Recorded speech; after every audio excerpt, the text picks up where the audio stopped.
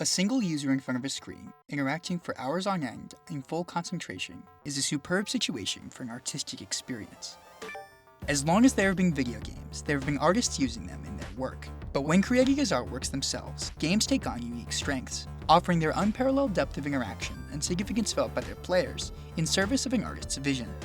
While some artists create entire games, video games appear in art on many levels. There's Invader, who has been creating mosaics inspired by the game Space Invaders since 1998, which appear on streets around the world.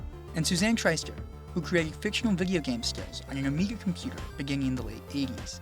Past these artworks which use video games as subject matter, there are artists using game software directly to make art. Some artists create machinima films, which are compiled from footage shot in games, like Scalinati, who creates artwork exploring indigenous traditions and futures in specially made environments in the game Second Life. Artists can also use games as a site for their artwork, like in Solo Show and SimCity by Kim Asendorf. Kim uses the pre-existing assets and tools inside SimCity to make pieces like Train Derby and the ready-made Tree. Some artists modify the original game software and hardware in order to create their work. In Super Mario Clouds, Cory Arcangel modified the original Mario Bros. Cartridge for NES, erasing everything but the clouds. When the game is played, the player is effectively rendered a spectator, watching the clouds slowly float by. Sod, by art duo JODI, is a modification of Wolfenstein 3D, reducing the environment to shapes in black, white, and gray, making it difficult to shoot the targets, creating a more aesthetic experience that's easy to get lost in. In these two pieces, the modded game is a new artwork, but some artists go even further, making entirely original video games as art objects. In 2006, Aria Harvey and Michael Samin presented the Realtime Art Manifesto, calling on creative people, including fine artists and game designers, to create art in real-time 3D and game engines.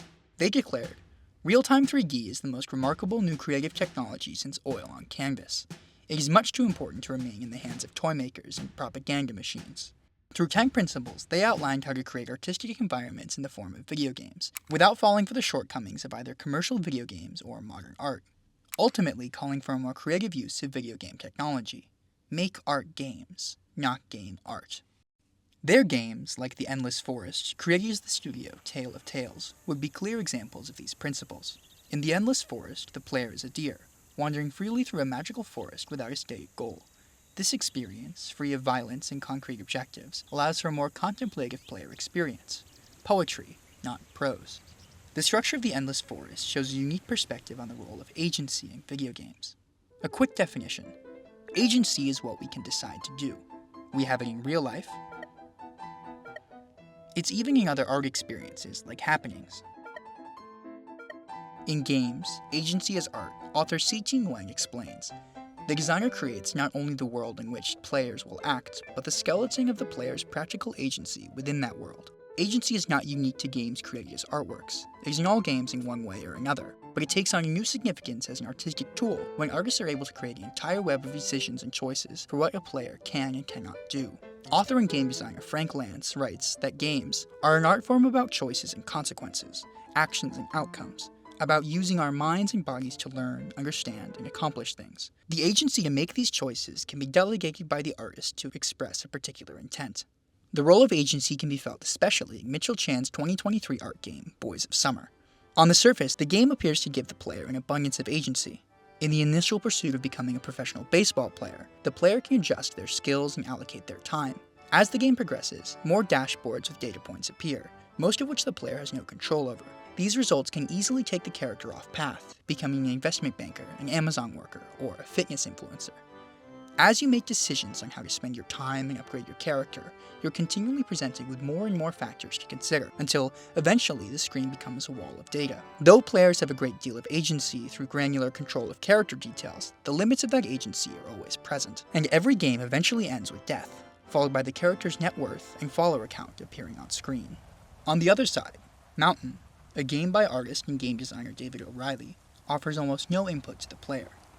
After responding to a series of abstract drawing prompts after the game launch, there's no user input outside of the ability to change the camera and play music notes by pressing the keys on your keyboard. With these limited options to interact, the player almost becomes an observer, watching the mountain develop, seeing written thoughts as they occur, and underscoring the experience with soft music, if they so choose.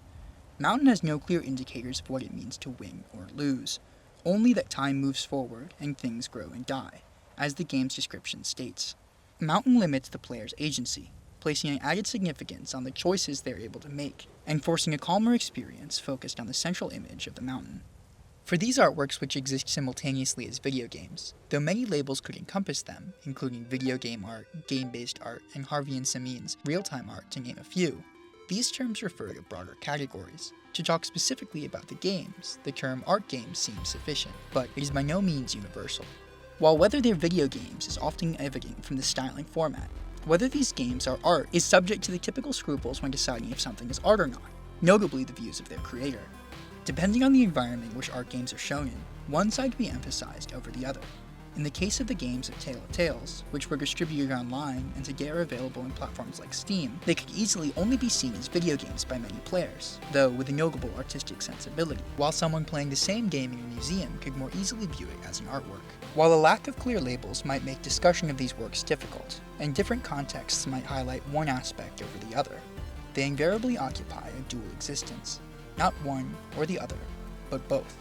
This combination has proved enticing to many artists. Armed with all the materials of video games, such as agency, 3D environments, and a rapidly evolving suite of software and hardware tools, these artists are creating work that is immersive, compelling, and fits into the mold of one of the most popular pastimes in the world. While artists create work about, in, and with video games, art games allow them to create entirely new worlds and rules to forward their vision, uniting the best parts of both forms.